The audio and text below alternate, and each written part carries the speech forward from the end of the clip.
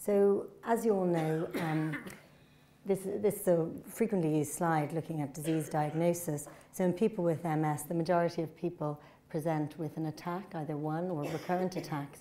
And for many years, it was all a clinical diagnosis, recurrent episodes of neurological impairments that came and went in people in a typical fashion. The advent of CSF analysis and being able to look at these oligoclonal bands, whom many of you have probably had a lumbar puncture and have oligoclonal bands. This was very helpful in cases that we weren't sure, and electrical studies.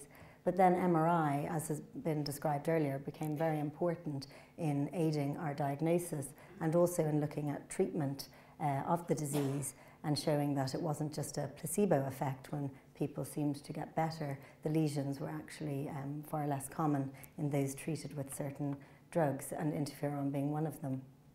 So looking more closely at the first line treatments, interferon beta is probably the most commonly used. There are three products that are generally used here. There are some new generic products that are used, but not really in this country.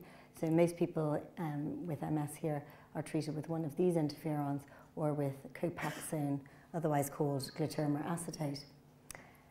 Natalizumab or Tysabri can actually be used first line in some people nowadays, but only in those who have very aggressive disease. So what is interferon? This is an illustration of it. So interferons, as David Baker has mentioned, they're actually proteins that are naturally produced in a normal person. They help to fight viral infections, and they play an important role in modulating the immune system. And as has been mentioned earlier, they're also used in other diseases such as hepatitis and certain cancers. So how does it work in multiple sclerosis? Well, it's thought that interferon beta works in MS by reducing the inflammation and the body's response or autoimmune response that is responsible for the damage.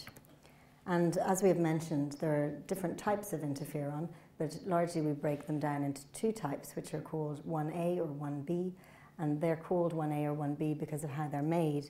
The 1A products are made in animal, with Chinese hamsters, and look more like the natural human form than the 1B form, which is formed in a bacteria. So when interferon is injected, these little yellow illustrations here are the protein. So what happens is they bind to the cell-bound receptor and activate the receptor to send a message through the cell, which ends up in the nucleus where the DNA is, and certain genes are then transcribed, and this is how we think that an interferon is active.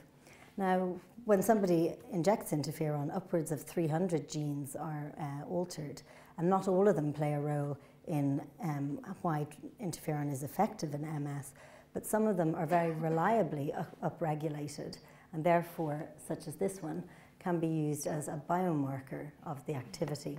So it's a true reflection of whether the drug is actually binding and causing this downstream messenger system to be active.